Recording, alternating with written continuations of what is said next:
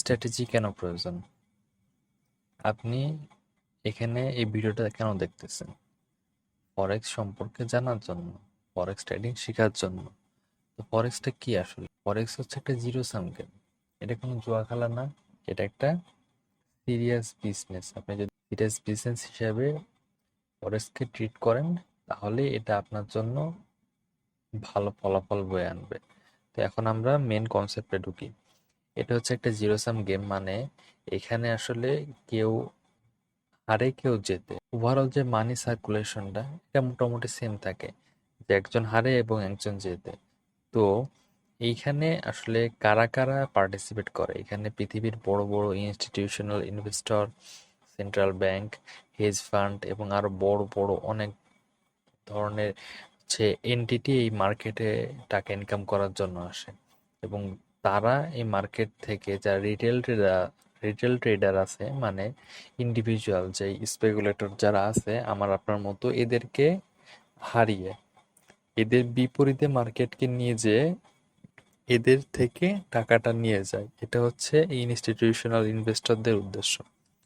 এই মার্কেটে অলওয়েজ নতুন নতুন রিটেল ট্রেডার আসতে থাকে এবং তাদের টাকা কিভাবে হাতিয়ে নেওয়া যায় এই বিষয়ে খুবই স্পেসিফিক এবং খুবই স্মার্ট স্ট্র্যাটেজি বানায় হচ্ছে যে ইনস্টিটিউশনাল ইনভেস্টর, সেন্ট্রাল ব্যাংক এবং হেজ ফান্ড, যেটাকে আমরা অ্যালগরিদম বলি। তো তাদের ওই লেভেলের অ্যাডভান্স স্ট্র্যাটেজির সামনে আপনাকে যদি দাঁড়াইতে হয়, কারণ আপনি যদি তাদের সাথে কম্পিট করতে হয় আপনাকেও তাদের মতো ভালো স্ট্র্যাটেজি হওয়া লাগবে। তো ওই স্ট্র্যাটেজির সামনে দাঁড়াইতে গেলে আপনাকে বোঝা লাগবে যে তারা এক্স্যাক্টলি কিভাবে গেম প্লে করে।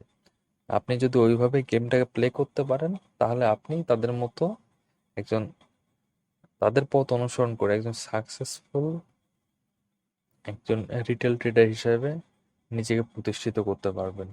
তো বুঝলাম আমরা যে স্ট্র্যাটেজি কেন লাগবে।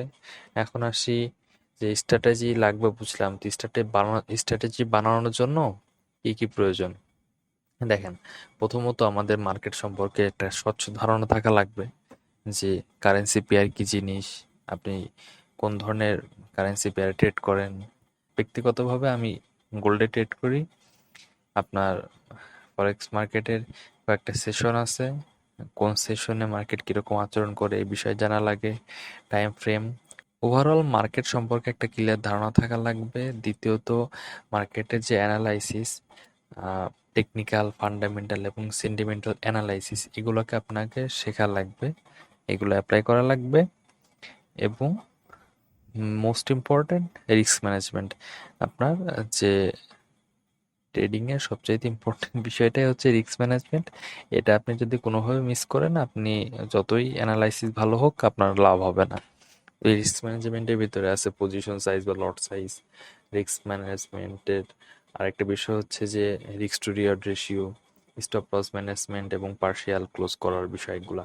তো এইগুলা প্রতিটা অনেক কাস্ট টপিক। এগুলো আমি পরবর্তীতে সেপারেটলি প্রতিটা বিষয় নিয়ে আলাদা আলাদা ভিডিও বানাবো। আপনার স্পেসিফিক কোনো বিষয়ে ইন্টারেস্টেড হলে সেটা কমেন্ট করে জানাইতে পারেন। তো আপনার যে ফরেক্স ট্রেডিং এর যেই জার্নিটা, এটাই হচ্ছে আপনার একটা সফল স্ট্র্যাটেজি বানানোর জার্নি। আচ্ছা, বুঝলাম। এখন ভাই, এই স্ট্র্যাটেজি আসলে বানাবোটা কিভাবে? দেখেন, আমি যে বিষয়গুলো নিয়ে আলোচনা করলাম এতক্ষণ, এই বিষয়গুলো যখন আপনার সম্পর্কে ভালো ধারণা থাকবে, এগুলো আপনাকে বিল্ডিং ব্লক হিসেবে কাজ করবে। মানে ইট গাঁথার মতো। যখন আপনি ইট গাঁথতে পারবেন, স্ট্রং ফাউন্ডেশন থাকবে, তখন আপনি অনেক সুন্দর সুন্দর বাড়ি, দালান তৈরি করতে পারবেন। ঠিক আছে? তো বিষয়টা হচ্ছে ওরকম, সবকটা জিনিসকে এক্স্যাক্টলি খাপে খাপে মিলিয়ে একটা পাজেল কে সলভ করাটা, এই বিষয় হচ্ছে একটা সফল স্ট্র্যাটেজি তৈরি করা। এই ভিডিও দেখে আপনার কাজ হচ্ছে যে একটা সফল স্ট্র্যাটেজি কিভাবে তৈরি করতে হয় এই বিষয়ে আপনি চ্যাট জিপিটিতে সার্চ দিবেন।